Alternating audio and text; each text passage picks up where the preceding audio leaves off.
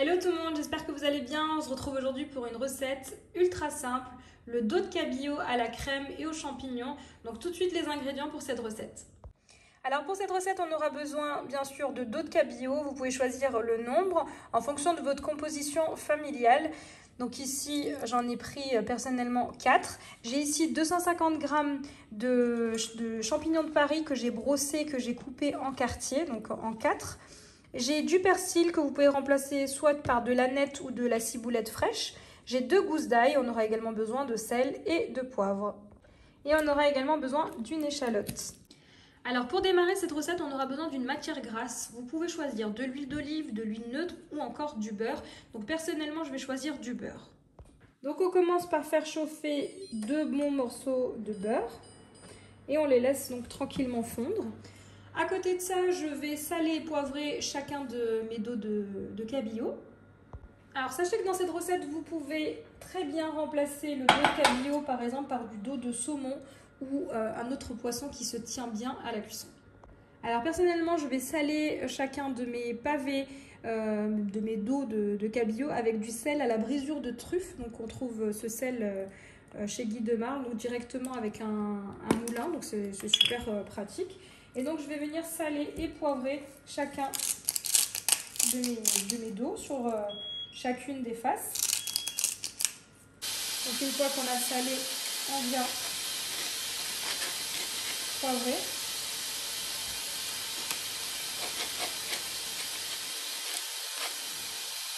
Voilà, une fois que votre beurre a complètement fondu, on vient rajouter nos dos de cabillaud. Et on les fait saisir quelques minutes, pas plus, sur chaque face, sur un feu fort.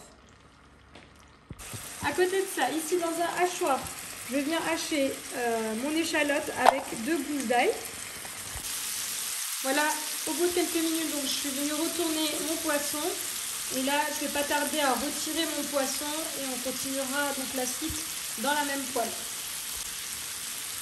Attention, le poisson, ça cuit très vite, donc au bout de quelques minutes, on va retirer donc, le poisson. Donc là, je viens transvaser mon poisson en attendant sur une assiette et on se retrouve pour la suite.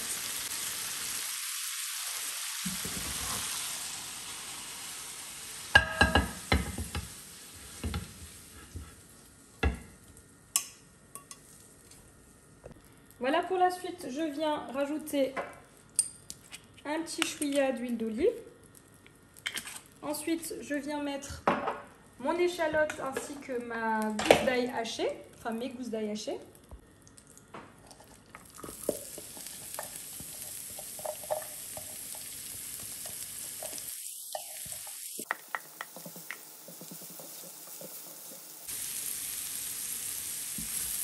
Donc on fait revenir pendant 3-4 minutes avant de rajouter les champignons. Ensuite, on va bien laisser les champignons dégorger de leur eau de végétation. Voilà, à présent, on rajoute donc les champignons. Donc pour les aider à dégorger de leur eau de végétation, on viendra rajouter du sel.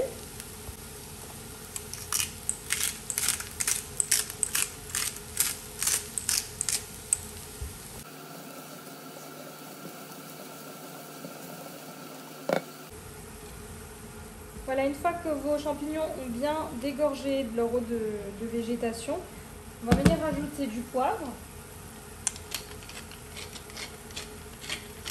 Et ensuite, on va venir couvrir avec 25 centilitres de crème fraîche, 25 à 30 centilitres de crème fraîche, liquide entière.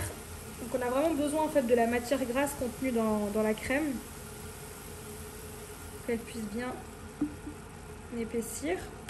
Et ensuite, en fin de cuisson, on rajoutera du persil haché ou de l'aneth ou de la ciboulette en fonction de votre choix et de vos goûts.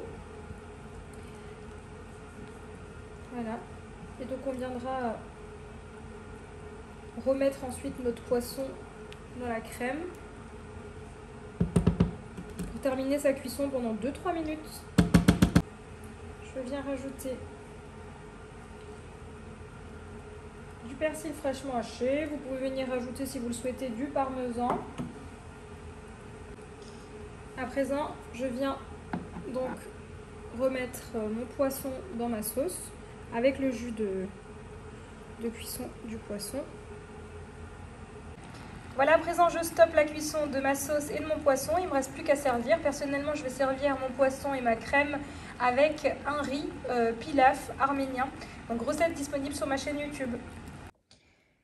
Et voici, cette vidéo arrive à sa fin. J'espère que vous avez aimé cette vidéo. N'hésitez pas à me laisser un commentaire et comme d'habitude, je vous dis à très vite pour de nouvelles vidéos.